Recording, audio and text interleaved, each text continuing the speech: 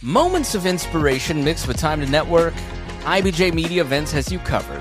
From industry deep dives to awards celebrating Indiana's top leaders, see what's coming up and reserve your seat at ibj.com/RSVP. This is Inside Indiana Business Radio for the afternoon of Friday, December 19th, 2025. I'm Alex Brown. Vincennes University is continuing to invest in K-12 schools with the goal of teaching STEM skills to students. The university recently opened 7 more design and innovation studios across southern Indiana, which feature programmable cars, 3D printers, robots, and more. VU President Chuck Johnson. These are students that are learning with each other, from each other, that they are learning to solve problems and design projects together, which is really something that I think is really important for the future of our students, is to be able to work collaboratively and to figure out how to solve problems with others. And I think that's beyond the technology. That's probably the most exciting aspect of it. Johnson said the university hopes to get additional funding to open more studios. NASCO Industries, a manufacturer of flame-resistant rainwear and protective outerwear based in the Daviess County city of Washington, is under new ownership. The company has been acquired by Cleveland-based National Safety Apparel, though financial terms of the deal are not being disclosed. Indiana Governor Mike Braun on Thursday presented the family of Lucas Oil founder and philanthropist Forrest Lucas with the 2025 Sachem Award, Indiana's highest honor.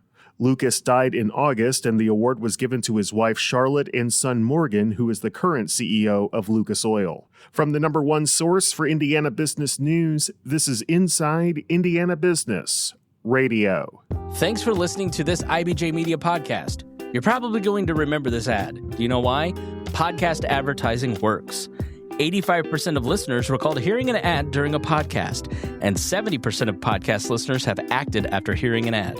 So whether you're looking to be heard across the entire IBJ Media Podcast Network, sponsor one of our shows, or just start with a 30-second ad, IBJ Media can help. Contact advertise at ibj.com to learn more.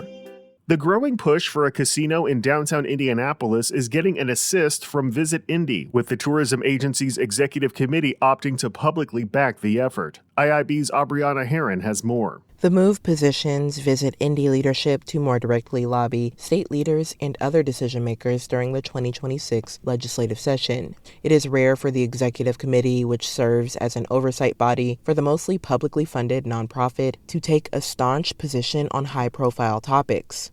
Visit Indy's Chris Gall said the executive committee's decision followed weeks of research and extensive discussion between agency staff and its current and prospective clients, but added those conversations will continue.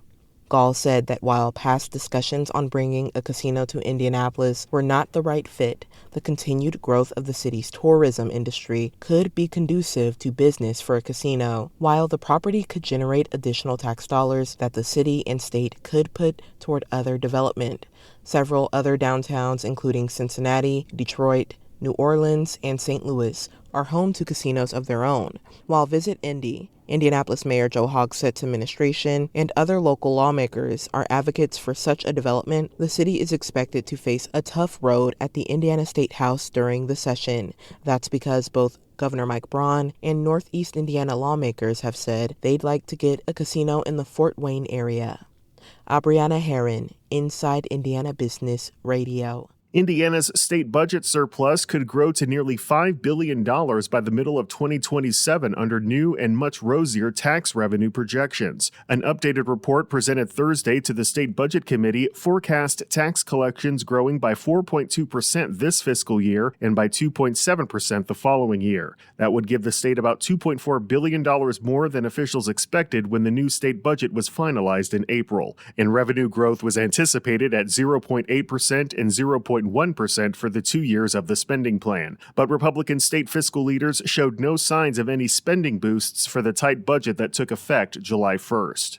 As the Chicago Bears expand their search for a new stadium site, State Representative Earl Harris of East Chicago says Northwest Indiana has the framework in place for a professional sports franchise. Harris authored House Enrolled Act 1292, creating the Northwest Indiana Sports Development Commission, which is tasked with attracting a professional sports franchise to the region, an effort Harris said aligns with the Bears' announcement. Do you have space? The answer is yes, we have space. I know there's some space in Hammond that is free. You look at Gary, when you talk about where the Hard Rock Casino is off of 8094, the convention center will be there. There's also remaining space there that a sports stadium can go. Between the multiple cities we have in Northwest Indiana, finding a home is not going to be hard. Harris said the investment could accelerate growth in communities that have faced economic challenges, with the impact extending beyond the construction phase.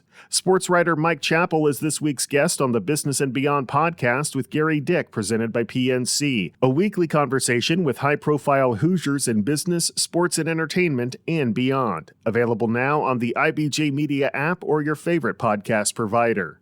I'm Alex Brown for Inside Indiana Business Radio on Demand.